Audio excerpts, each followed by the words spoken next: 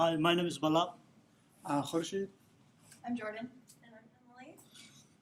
For this semester, we are working on a web interface called ICPE, it's known as International Capstone Project Exchange.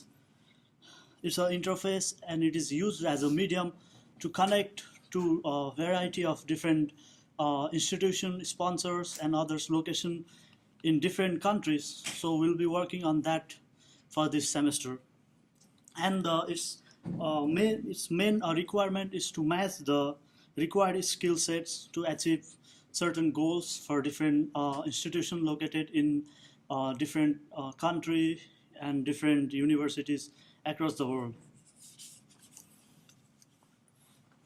And that's our introduction. And who are we working for? So we are working with lots of our sponsors and our mentors. From our sponsors, we have Dean Knudsen and Katie Cox, and they have initially provided us with three different requirement goals. Those three were implementing maps, adding, researching on documentation and videos and all those other stuff, and implementing sponsorships. And then they have also they also host server, they publish sites and makes. And then if we can connect them and ask direct question if there's any implementation need to be done and work on it. And then they have been really useful for them. And now from the enterprise computing infrastructure, we have Jill Peterson and Richard Farrell, and we had a regular meeting with them every week, and then that led us to later on funnel down to a specific requirement, and then kept on progressing on it. And they have also provided us with required document, also a JSON file, which include the location and name of the institution. So that would be useful for it to provide and use it later to display a map.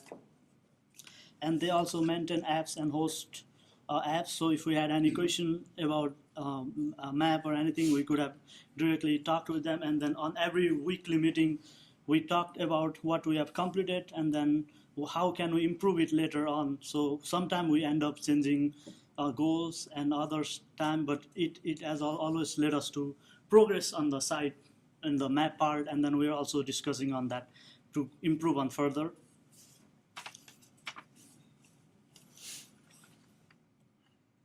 And what is our problem? So the main problem, we have a general problem from the specific two. So, well, the technology is making the world smaller, and it is helping us communicate effectively and with lots of ease and flexibility. And there's no doubt the technology is changing, and it is helping us to connect it to different continent, different location more easily than how it used to do that another time. But there is also a barrier of like a language country. So there are 196 countries which have thousands of languages and more than 6,500 languages across the world. And then each countries have different skill sets, different experience, different variety of looking at the thing differently. So our main problem has been connecting that in a single funnel down.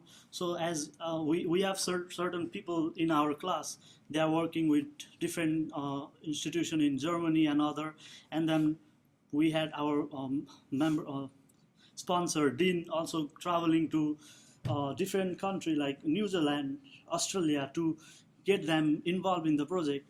So I think that is the main problem for us, because we want to limit that down to like, so that we should like not travel them and travel there, and so it would decrease that amount, so amount of traveling and all those other stuff. So that's the thing that we are trying to solve, because I think if we make it implement, and then if we worked on it, and it would reduce the time of traveling and all those other.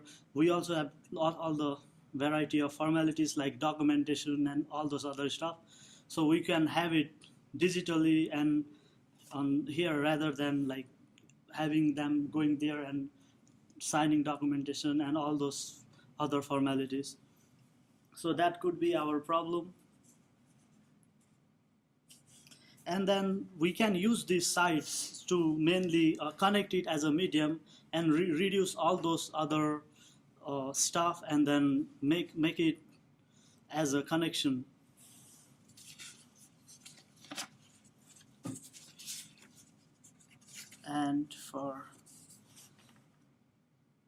And our main goal, as we said, like we want it to connect international student, business, universities, and make it as a single point, so it reduce the distance, reduce the other like culture, language, and all those, and then specifically work on the one project. And then not just, as we are discussing, it should not just be valid for just computer science. We were discussing to make it like good for businesses, communication measures, so they can have the project, capstone project sponsors, and then we can work with them. So that would help us to grow further, because the more we can include them, there's like more like a word of mouth publicity, and then all those other stuff. And then our second goal is to people who have already there, which we have already there, we can help them stay in the sites. So that could be done from providing different like interface like about us and all those other stuff, so they can research about different projects, watch some videos about projects, and then they can also have like positive reinforcement that their project has been used in different location in different countries, so which would help them further like go toward that field. So a solution. Before diving into online mapping, we have to have a clear understanding what GIS in general is, and what's online mapping in general is. So GIS is a science that proves the Earth is flat. By show of hand, who agrees the Earth is flat? Anyone? No? Okay, I'm the only person. Well, I don't know, my Google map, the rectangle, it looks like flat to me. So I thought it's just flat. So yeah, jokes aside, GIS is just a geographic information system, which is a computer system that stores, gathers, analyzes, and models geographic and spatial data. So for creating map, you, as a group, we have to have a clear understanding how the coordinates boundaries of the worlds work. So it was the first step for us to creating an online map. So the primary goal from this project we are working right now is adding new features and enhancement of the website that's already existed. And the critic of this website is that the website is like more static. There is no interaction in the website. We want to make it more interactive, so people come and show that there is something they can see and there is something useful they can get from the website, not just reading it. So it's kind of person that visiting the website can do some activities in the website. So at the second level, when you're doing mapping online, we have to know that what kind of data we have and what we will need. And this was the primary reason that it's kind of put the project a little bit back, because at the beginning we had the JSON file, and we didn't really understand that we cannot just read it directly from JSON file and creating our map. So there has to be a way that you have to either convert it or make a script that it converts to a JSON file, which is we need for our mapping. So that was another issues, and then we kind of solved this issue for now. And so knowing the data, and since we don't have access to the database, we're not dealing with the application side of the project. We just have a JSON file, and then we have to read them from there and then show any useful data on the map. And then options, and using different applications, libraries and frameworks, there are a bunch of them out there. We could just use Google Map API, and there's Mapbox, which is derived from Leaflet.js, which we are using right now in the project. But after analyzing our project, our needs, and this project, we were certain that we could go with Leaflet.js, which can fulfill all our needs and creating this website.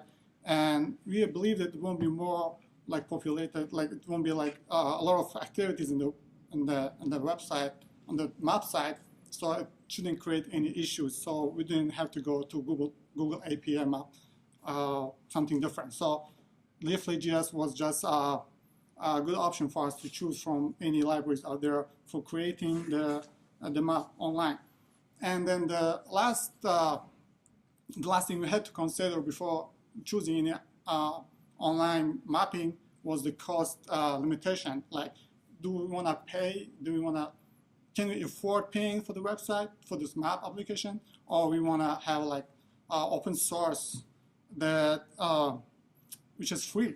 In our case, we just use open source, which we can use for free. And a little bit about Leaflet.js. It's a modern JavaScript library which is specifically designed to create online mapping.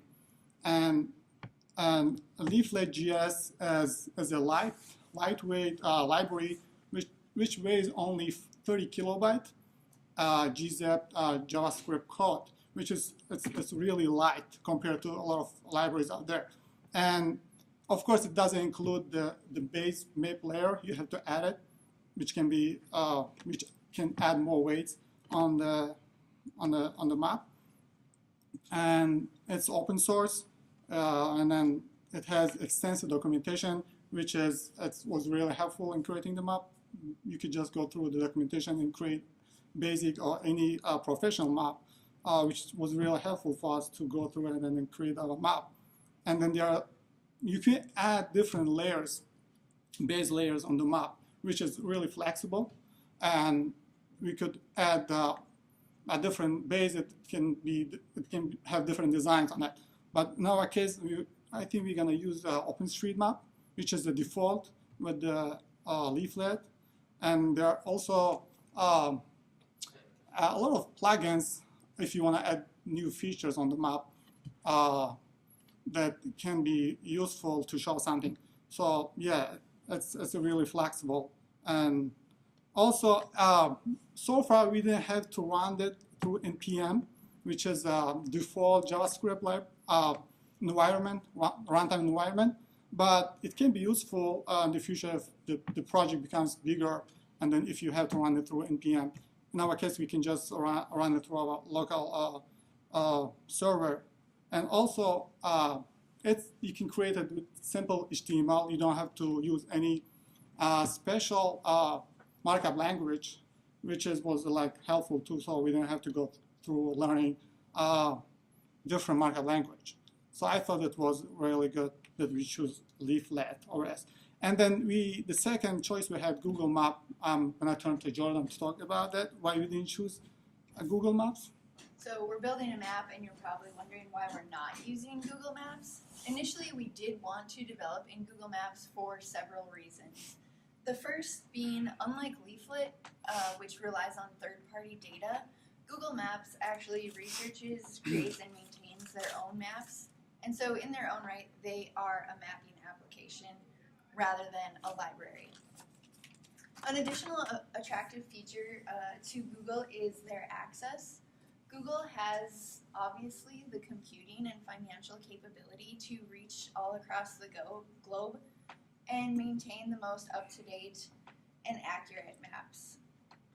Due to this capability, Google is a trusted name, and while Google does not officially define any borders, they are known for being a reliable source of geographical data.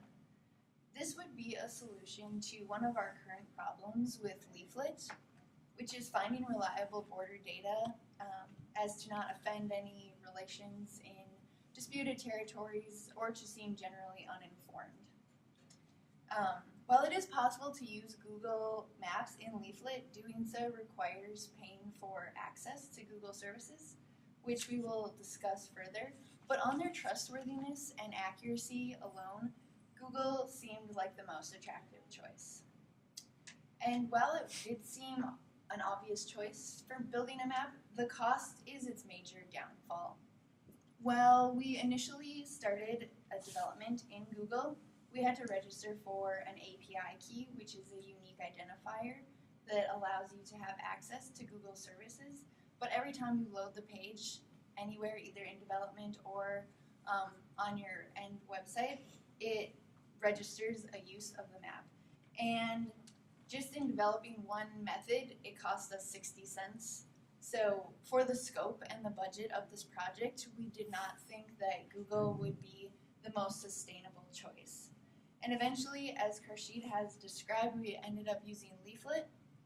And for the functionalities that we are implementing, many sources say that Google and Leaflet have almost exactly the same performance.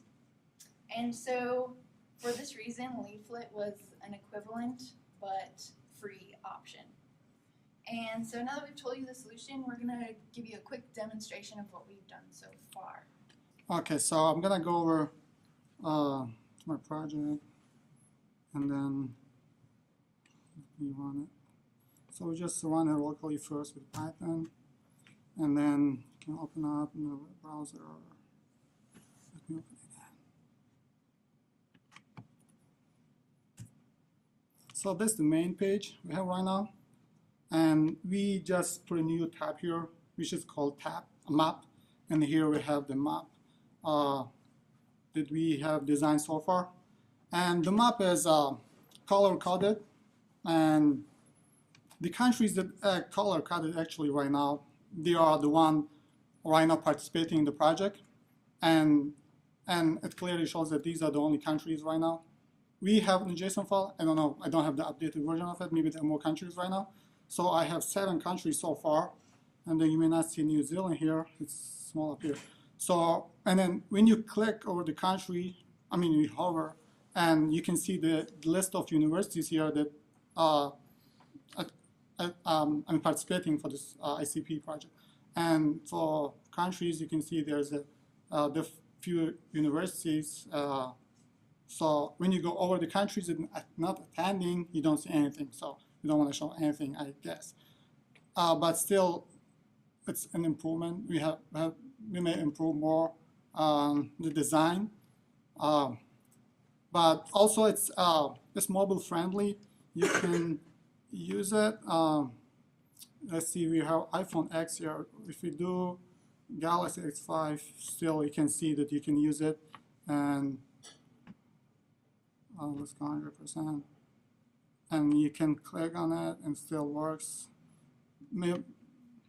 And then you have to drag it and see, you can still display. And then you see that the interface is changing when you change to mobile version. And if you go to iPhone as well, and still the same, change the size to 100. Yeah, so it's working fine. Just when you click on it, or just, yeah, when you have the mobile version, you have to take into consideration that there is no hovering, so you have to click actually on it. I can click my hand, get this here, show something useful. You need to click. Okay, it's working fine. Yeah, so it's working. So we have to take into consideration the fact that people may use it with mobile or different devices.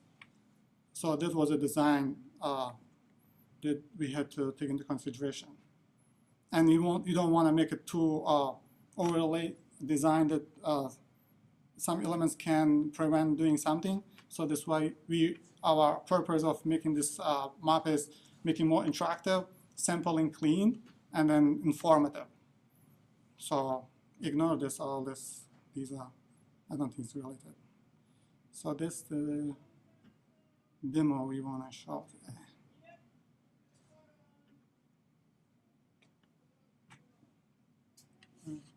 I'm going to turn to Jordan now. So as you can imagine, in developing this project, we have developed a schedule that we're trying to stick closely to. Our schedule is currently in 4 parts or sprints because we are trying to follow sort of a hybrid agile methodology. Our first sprint was dedicated to the project planning and setup. Our second sprint has been entirely devoted to the mapping implementation, We did have a second goal for the sprint, however, after meeting with our sponsor, it was put on the back burner. And going forward, we have 2 more sprints to complete. The third sprint will be implementing sponsor tiers. And as of right now, our 4th sprint, we are trying to leave open to make sure that we can deliver on the goals that we have set forth for ourselves, and maybe complete anything if we have it undone at that point. Here are some examples of our user stories. The first on the top is one that we have completed. The middle one is an example of something that we have reprioritized, and the bottom is just an example of something that we are working on going forward. So we have kind of large user stories right now, and we are hoping that in the second half we can break down our user stories to be a little bit more concise and help us more accurately and efficiently achieve our goals. So the next 2 sprints that we have, we want to implement tiered sponsorships. There are 2 different levels of sponsorships, and our vision currently includes displaying company logos, changing their size based on their sponsorship level, and then adding a hyperlink within the logo to bring you to a site of the sponsor company's choosing, whether that be employment, contact information, or some kind of informational website. And then our second major goal is to find a way for participants to leave a comment on the website that we can feature if they've had a positive experience with this project exchange. We need it to be relatively low friction for students, because we know that if it's not, they won't do it. But we also want to maintain the integrity of the site, so we want to be able to validate people who actually have participated in the project. And for that portion, we're currently researching existing platforms like WordPress and Blogger, so that we don't have to reinvent the wheel, but we can easily import their the comments from their platform into our site. And then at the end of the project, we will perform some project analysis, post-mortem, and make our final deliveries. So in conclusion, we'd just like to present some statistics and reflections about the project. This is our sprint velocity currently. As you can see, we did not plan any user story points, and we also did not complete any user story points in the first sprint. In the second sprint, we planned for 12. We completed 6, and again, those 6 that we kind of talked about that got reprioritized, they're still on the project backlog, but they're no longer in the sprint backlog. For the third sprint, we have a proposed 14 user story points. And again, the fourth we've left open to make sure we can deliver on things that we promised in the first 2 sprints.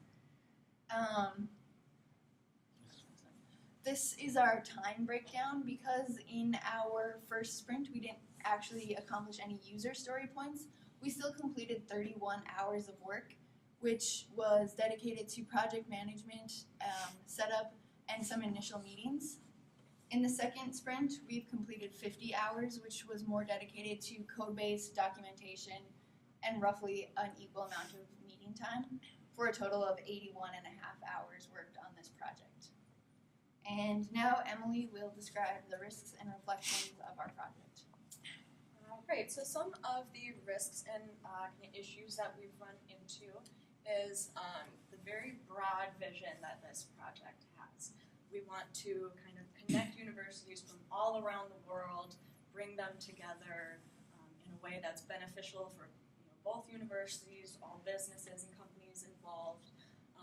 And so we, like Bilal said, originally we had kind of 3 main ideas, or 3 main goals to accomplish, but then as we were meeting with our sponsors, we were able to kind of funnel down those, funnel down the vision and figure out what we are really looking at, funneling down those specifics, and then reprioritizing all of our tasks. So then, reprioritization of goals was another big one. As Jordan explained in our velocity, proposed user story points on our second sprint are now on the project backlog. And so that sort of thing that we can run into that can help that can have us run into issues with some scheduling in the future, so we just kind of need to be on top of that. Another risk that we've run into is is using technology compatible with the NDSU policy and budget, and hence why we use Leaflet over Google and different things like that. And so just to finish up, we'll go on a reflection. The low point of our process so far has been our requirement solicitation, being able to funnel down and really set in stone what requirements that we need to actually accomplish and what's in our scope. The high point is our map implementation. We're really proud of what we've accomplished there so far. And then our recommendations for the future sprints or future projects is to work very closely with our sponsors to develop much more concise goals and timelines. And then that way this will keep us on track so we can deliver the best project for you. Any questions?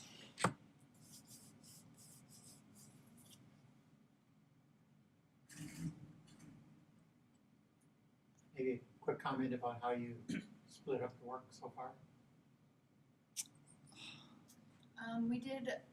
Like I said, we started the project in Google. I had worked with Google Maps in the past, so I kind of started working on that initially, and that's when I found out that on previous projects that I had worked on, they hadn't charged, and when I started this project, they did start charging, so I found that out.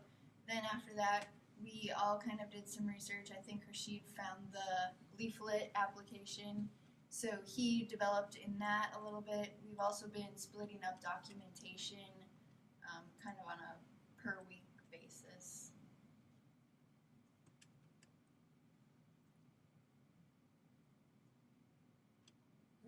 Thank you. Okay.